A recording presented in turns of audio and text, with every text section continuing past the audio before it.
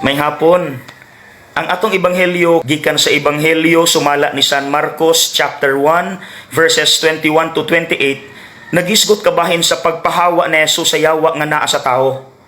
Mga igsuon, realidad ang presensya sa yawa. Pero dili ng tikbalang, manananggal, kapre, bunga rana sa huna-huna sa writer.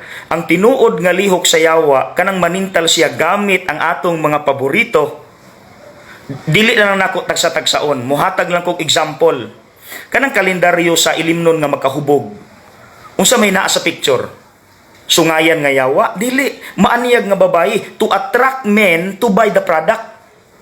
Mga igsuon tinuod ang giingon ni Joker. Kanang kontra ni Batman.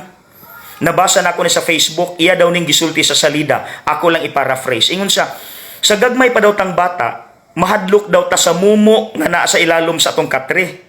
Pero inig kadagko nato, nganong dili na daw ta mahadlok. Kay ang mumo daw naa na sa sulod nato.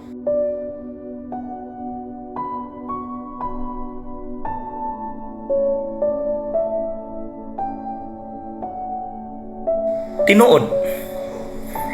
Mga igsuon, samtang naningkamot ta nga atong makontra ang mga external evils sa Pilipinas, I think unahon sa siguro nato ang internal evils nga nagpuyo nato. Unsa man na?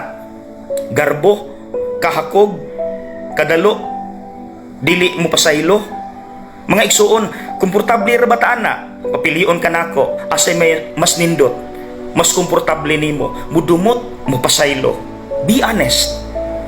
Mga igsuon mo nang siguro atong pangutanon atong kaugalingon. Pamalandungan nato.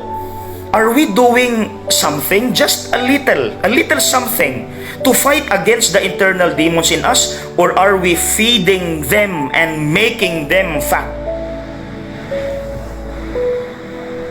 Mga igsuon, ayaw kabalaka sa atong pagkontra sa yawa, the Lord is with us.